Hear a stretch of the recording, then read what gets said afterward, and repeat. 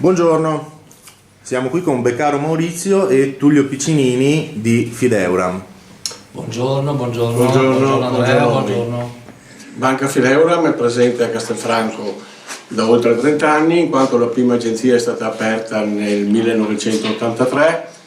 All'inizio eravamo in pochi colleghi, oggi siamo circa 10-12 persone che operano sul territorio, seguendo i propri clienti, nell'aiutarli, nell'indirizzarli negli investimenti in un mercato che è sempre più difficile e dove è sempre più necessaria la presenza e la competenza di un qualcuno che ne capisca qualcosa. Le masse amministrate in Castelfranco sono di tutto rispetto, senza fare i numeri, però penso che possiamo collocarci tra i principali istituti presenti sulla piazza. Per quanto riguarda il premio letterario Prunola, Fideuram è sempre stata presente sul territorio come partner per eventi culturali e simili.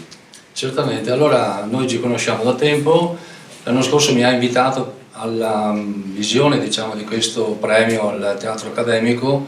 Ovviamente l'ho affrontato all'inizio un po' di scetticismo perché pensavo fosse un po' così tradizionale, di poco spessore. Invece indubbiamente sono stato molto impressionato sia dall'organizzazione che anche dal modo in cui è stato tenuto e dalla qualità dei partecipanti, nonché dagli interessanti sviluppi che ha avuto anche a livello di conoscenza del territorio. Quindi ben volentieri ho coinvolto anche i colleghi a sponsorizzare questa manifestazione ovviamente notevolissima, insomma, ben note le aspettative di quello che uno penserebbe. Insomma.